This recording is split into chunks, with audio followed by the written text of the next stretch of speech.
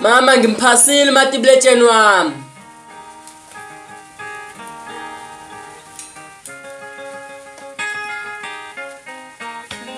Yimi lana ngibheke kumama ethuneni kwazise phela umama wayethe ngifunde ukuze ngizophila impilo engifisayo.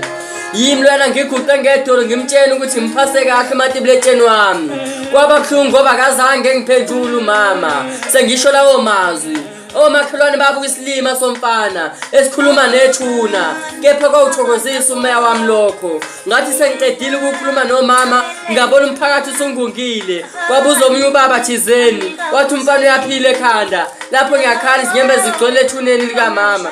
Sometimes obaba nobashedlini ngoba baba bamanje abasenanembeza. Bathi bengiculela bethi ucula kamthokoziso lahlekelwe. Waphakama omunye umama wathi mfana wami, uNkulunkulu ebengeke kuphutha abazali ekubeni ungenawo amandla okuyilwela. Yilwe mntanami. Yathi ngihambile le ntombazane yakwaShezi.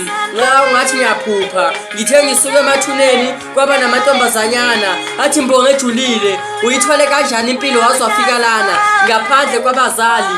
Ngathi osisi ngiyawubonga umbuzo wenu.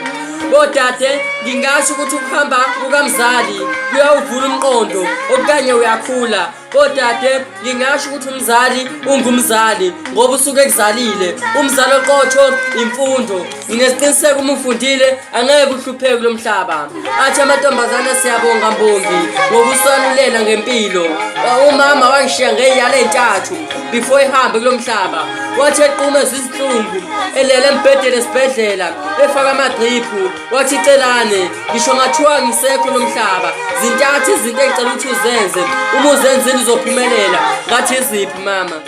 Wathi abohlonipha abantu abadala. Wathi empilweni kuyabekezelwa celane. Wathi mase ufunda isikole ngineqiniseko mawenze lezo zinto ezintathu uzophumelela empilweni. Wasuka lapha wakhwehlela umama. Ngathi ngiphuthuma amanzi ngabuye sethule. Kwafika amanesi athi mfana wami cela ulinde ngaphandle simbone umama.